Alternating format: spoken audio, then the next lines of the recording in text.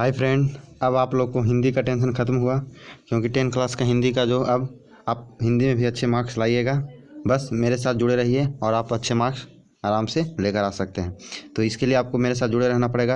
इसके लिए आप यदि चैनल को सब्सक्राइब नहीं किए होंगे तभी इस चैनल को सब्सक्राइब कीजिए और बेल आइकन नोटिफिकेशन ऑन कीजिए, दबा दीजिए ताकि आपको जो भी वीडियो अपलोड करें सबसे पहले आप तक पहुंचे। ठीक है, तो आपको यदि हिंदी में अच्छा मार्क्स लाना है, अच्छा मार्क्स स्कोर करना है तो बस आप मेरे साथ जुड़े रहें। बस जो हम बोल रहे हैं बस उसे पढ़ते चलिए, आपको अच्छा मार्क्स हिंदी में आएगा। आप कैसे हिंदी में अच्छा मार्क्स आता है वो हम आपको डिसाइड करेंगे, कैसे नहीं आएगा।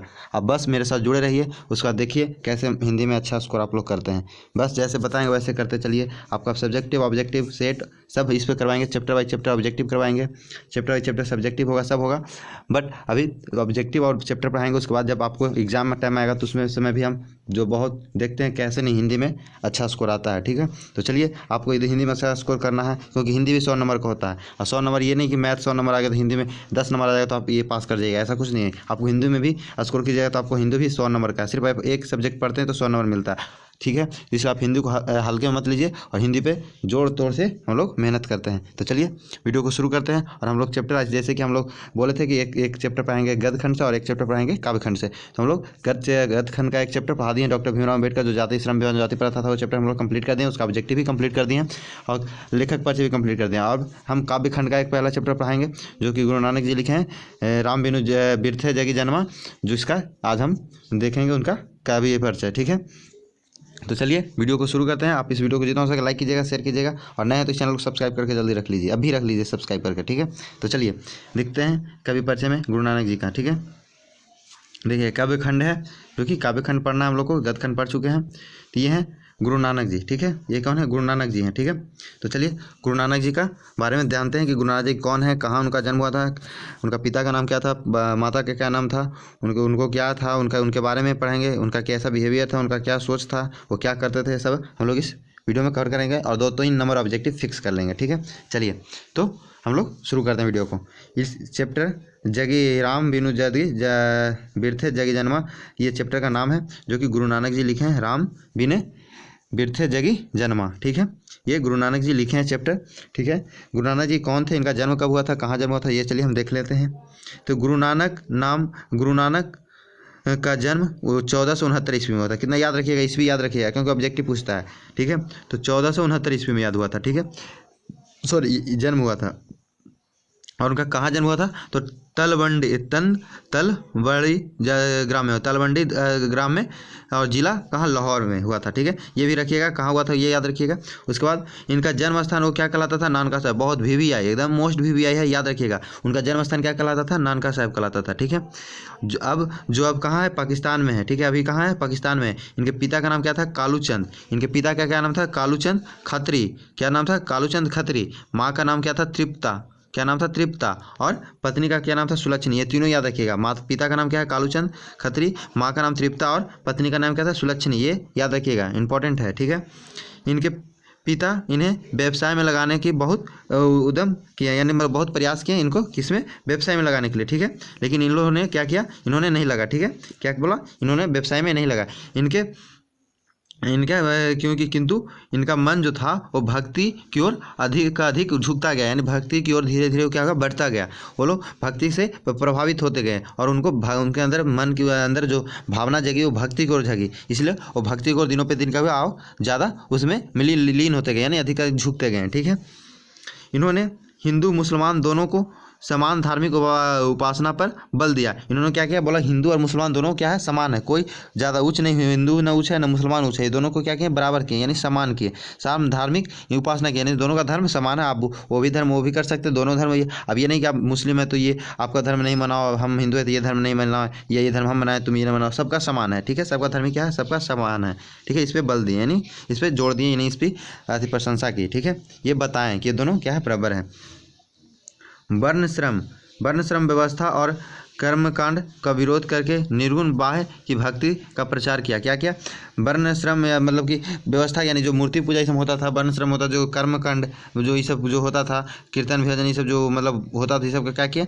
जो आरती मंगल जो बोला ये सब जो इस सब का क्या किया? विरोध करके निर्गुण बाह्य के भक्ति धारा का प्रचार किया। इन्होंने क्या? निर्गुण मतलब एक होता है सरगुण और एक होता है निर्गुण, दो भाग में बांट दिया गया। तो सगुण जो होता है जो भगवान पे विश्वास करते हैं, भगवान में भक्ति करते हैं, उसको मिल नहीं रहते हैं। लेकिन इन्होंने क्या किया? इन्होंने निर्गुण बाह्य मतलब भक्ति दो प्रकार निर्गुण का, यानी भगवान पे विश्वास नहीं करते थे, इन्होंने अपनी ज्ञान पे ये पे विश्वास करते थे, तो इन्होंने विरोध किया। कर्मकांड जो पूजा पाठ इसमें होता है उसको विरोध किया, बोला ये सब नहीं करना चाहिए। इन्होंने निर्गुण भाव को भक्ति विचार का प्रचार किया, यानी सगरों फैलाया कि निर्गुण भाव ये ऐसा कुछ नहीं, पूजा पाठ नहीं करो, मृत्यु की पूजा ये सब नहीं करो, आराम ये सब ज्ञान जो जिसके पास ज्ञान है वही भगवान, इस तरीके से इन्होंने इनको निर्गुण भक्ति था। ये भगवान पर विश्वास नहीं करते थे। ठीक है, सीधा बात में समझो कि निर्गुण जो भगवान पर विश्वास नहीं करते हैं। ठीक है, गुरु नानक ने व्यापक देशाटन किया और मक्का मदीना तक की यात्रा की। क्या कि मक्का मदीना तक इन्होंने गया, देशाटन किया, और इन्होंने मक्का मदीना जो है वो जो मुस्लिम लोग का बहुत वहाँ हज करने के लिए बहुत बहुत प्रसिद्ध है, फेमस है मक्का मदीना मुस्लिम लोग के लिए। तो यहाँ तक की यात्रा की इन्होंने। ठीक है, मुग़ल सम्राट बाबर से भी इनकी भेंट हुई थी। जो मुग़ल सम्राट बाबर थे, जो मुग़ल सम्राट बाबर थे इनकी भेंट हुई थी उनसे। ठीक है, गुरु नानक जी की, किनको? तो गुरु नानक जी को भेंट हुई थी, किनसे? तो बाबर से, जो मुग़ल सम्राट थे कौन? बाबर, उससे भी इनकी भेंट हुई थी। ठीक है, गुरु नानक ने सिख धर्म का प्रवर्तक किया। किसका धर्म का? सिख धर्म का। याद रखिए कौन सा धर्म? सिख धर्म का प्रवर्तन किए। ठीक है, प्रवर्तन किया यानी सिख धर्म को प्रचार किया। सिख धर्म के बारे में सबको बताएं कि सिख धर्म यह है, सिख धर्म ऐसा होता है, सबका प्रचार किया, सब चीज़ बताएं। ठीक है, गुरु नानक ने पंजाबी के साथ साथ हिंदी में भी कविताएं की। उन्होंने पंजाबी में भी कविता लिखी गुरु नानक जी, और हिंदी में भी कविता लिखी थी। जो गुरु नानक जी थे वो पंजाबी में भी लिखे कविता और हिंदी में कविताएं भी लिखी थी। ठीक है, इनकी हिंदी में ब्रज भाषा और खड़ी बोली दोनों का मेल है। क्या है? इनकी ब्रज भाषा जो होती है और खड़ी बोली, ये जो है वो सब पहले की भाषा जब होती है, ब्रज भाषा था, अवधी भाषा है, ब्रज बोली है, खड़ी बोली, ये सब भाषा था। ठीक है, तो इन्होंने ब्रज भाषा और खड़ी बोली दोनों का मेल किया, यानी कि दोनों को मेल करके लिखा है। ये नहीं कि सिर्फ ब्रज भाषा लिखा और खड़ी बोली लिखा, दोनों का भाषा का लिखा मेल करके। ठीक है, यानी दोनों का मेल किया। ठीक है, उसके बाद इन्होंने कविता का रचना किया। इनके भक्ति और विनय का पद बहुत मार्मिक है। इनके दोहे में जीवन का अनुभव उस प्रकार गुथ है जो जिसे कबीर की रचनाओं में है, लेकिन इन्होंने उल्टा बसो शैली नहीं अपनाई। इनका बोला जाता है कि जो इनकी कविता जी थी, जो इनकी कविता था, उन्होंने जैसे कबीर जी का था दोहा कविता, उसी तरीके से इनका भी दोहा का जीवन में अनुभव उसी प्रकार से गुथे जैसे कबीर जी अपने रचनाओं में गुथते थे। ठीक है, यानी गुथे मतलब कि जैसे लिखते थे, एक जगह इकट्ठा करते थे, यानी मेल जोल ताल बैठाते थे, यानी इसी तरीके से गुथना कहलाता है। जैसे कबीर जी लिखते थे उन्हीं तरह से इन्होंने भी लिखा, क्योंकि कबीर जी के बाद यही गुरु नानक जी भी, कबीर जी भी क्या थे? निर्गुण धारा के, और ये भी निर्गुण धारा के। ठीक है, बोला जाता है कबीर जी का ही मतलब बाद में गुरु नानक जी ही आए थे जो निर्गुण धारा के कवि थे। ठीक है, तो ठीक है, ये ऑब्जेक्टिव में भी पूछ सकता है कि ये गुरु नानक जी कौन सा धारा, निर्गुण धारा के या सगुण धारा के या दोनों धारा के, इनमें से कोई नहीं, ये ऑप्शन देगा। तो आप निर्गुण धारा का, भक्ति धारा का आप मारिएगा कि कौन सा कवि है, तो निर्गुण धारा का। ठीक है, इसलिए आप बोल रहे हैं बस शुरू से आप लास्ट तक देखते चलिए, वीडियो को ध्यान से सुनिए, आपको बिल्कुल बोल रहे हैं कि एकदम 2 से 3 और फिक्स हो जाएगा। ठीक है, चलिए अब उसी प्रकार से आप बोले इनके भक्ति और विनय के बहुत मार्मिक है। इनके दोहे जीवन में ये तो बता दिए कि गुथे कबीर जैसी रचनाओं ने, लेकिन जिसे कबीर जी रचते थे उसी तरीके से इन्होंने भी लिखा। ठीक है, लेकिन इन्होंने क्या कि उल्टा वासी शैली को अपनाई नहीं। ठीक है, इन्होंने उल्टा वासी शैली को नहीं अपनाई। इनके उपदेशों के अंतर्गत गुरु की महत्ता, संसार की क्षण भंगुरता, ब्राह्य की सर्वशक्तम क्या है यहाँ पे कि सर्वशक्ति। ठीक है, क्या? सर्वशक्तिमता नाम, जबकि महिमा ईश्वर की सर्वव्यापिता आदि बताते मिलती हैं। ठीक है, इनकी क्या होगी? महत्व जो संसार की क्षण भूमिता था, ब्रह्म सर्वशक्ति मता नाम, जब की महिमा ईश्वर के सर्वव्यापिता आदि का बातें मिलती थी। इन्होंने ईश्वर पर विश्वास नहीं करता था।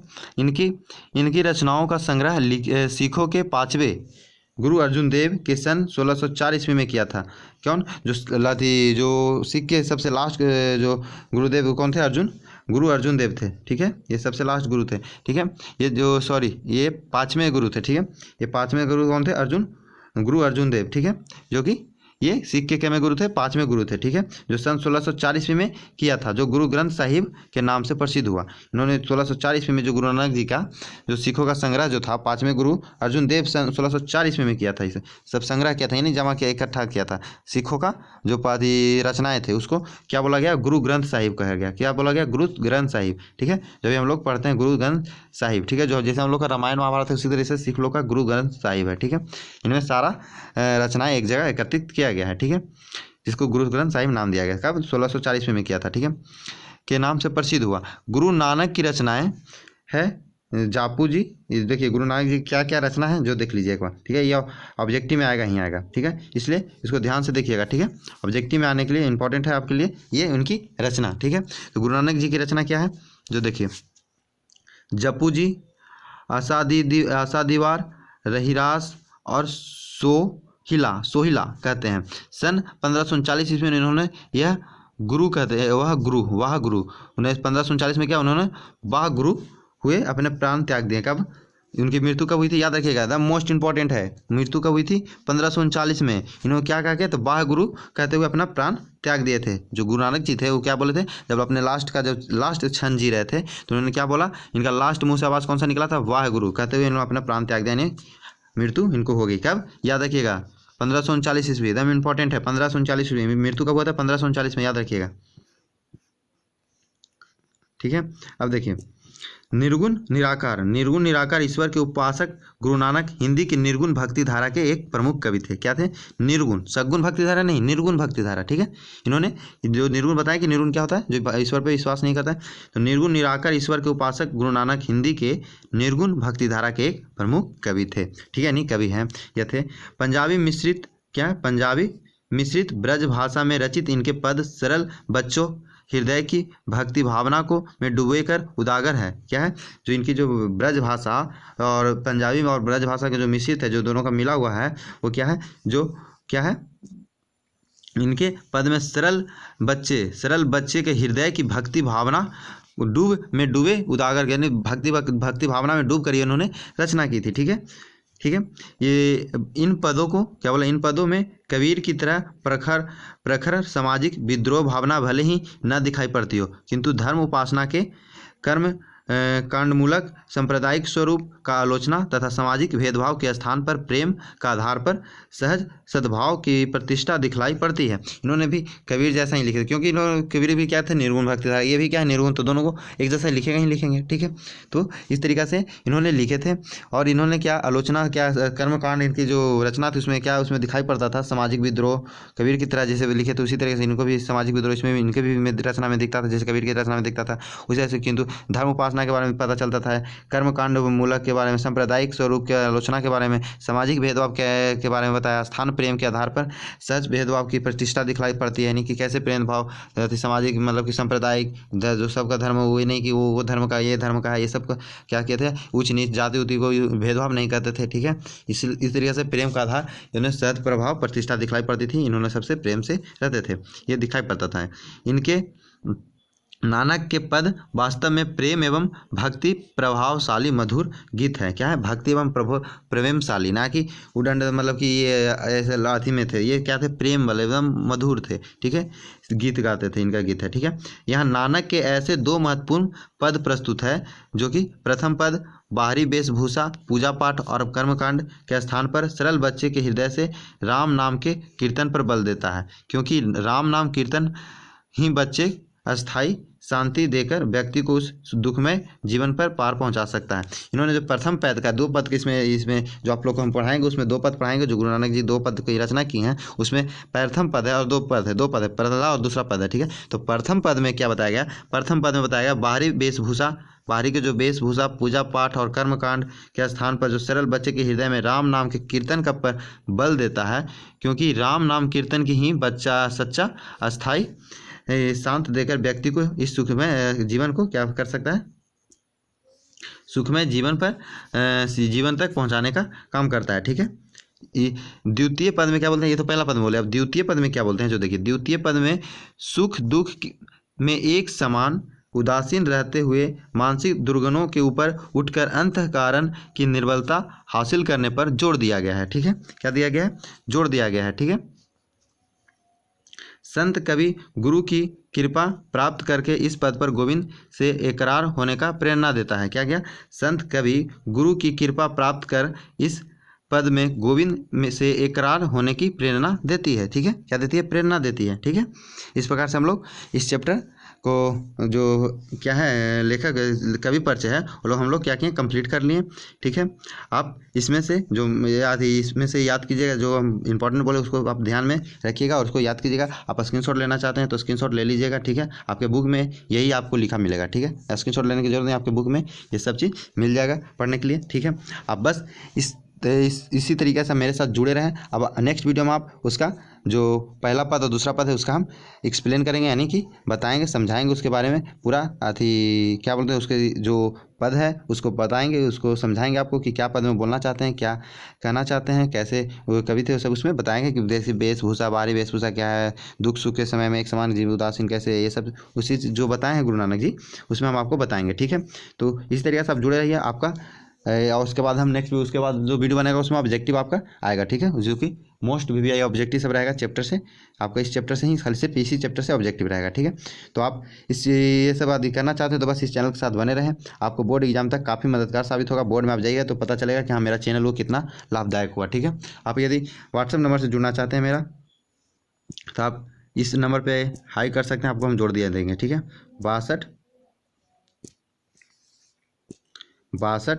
0 18 84 735। ठीक है, ये मेरा व्हाट्सअप नंबर है, इस पर हाई कीजिएगा। अभी इसमें कुछ प्रोग्राम वाले इसलिए थोड़ा सा ये पेंडिंग में है, लेकिन आप कर दीजिए। जब हम देखेंगे उसके बाद सबको हम ऐड कर देंगे। ठीक है, ग्रुप में। ठीक है, उसका ग्रुप में हम लिंक भेज देते हैं, अपना वीडियो देख लीजिए, या फिर आप चैनल को सब्सक्राइब कर लीजिए, बेल नोटिफिकेशन ऑन कर दीजिएगा, ताकि आपको वीडियो जो भी अपलोड करें वैसे भी आपको पता चल जाएगा। ठीक है, और हम ग्रुप में भी शेयर करते रहते हैं, इसलिए आप इस ग्रुप में जुड़ जाइएगा। कुछ मटेरियल होगा जो भी कभी कभी भेजते रहते हैं, तो आप को बहुत लाभ मिलेगा। ठीक है, इस चैनल के साथ जुड़े रहिए। आप चैनल जितना जल्दी से जल्दी सब्सक्राइब कीजिए। आपको हम बहुत जल्दी लाइव क्लास भी लेकर आने वाले हैं, लाइव क्लास। ठीक है, लाइव क्लास भी हम लेकर आने वाले हैं। बस आप जितना जल्दी सब्सक्राइब कीजिएगा उतना जल्दी हम लाइव क्लास आपके पास लेकर आने वाले हैं। लाइव क्लास भी चलेगा और उसके बाद 10 सेट चलेगा। ठीक है, क्या 10 सेट चलेगा, जो कि आपको बहुत मोस्ट VVI होगा, जो कि आपके बोर्ड में सब इसी से मिलेगा, 10 सेट। ये सब यदि आप करना चाहते हो तो बस इस चैनल को जल्दी से जल्दी सब्सक्राइब कीजिए। ऑल सब्जेक्ट का, सब सब्जेक्ट का कराएंगे। ठीक है, इसे सब करना चाहते हो तो आप जल्दी से जल्दी इस चैनल को सब्सक्राइब कीजिए और बेल आइकन दबाइए, और इस वीडियो को जितना हो सके लाइक कीजिएगा, शेयर कीजिएगा। Thanks for watching.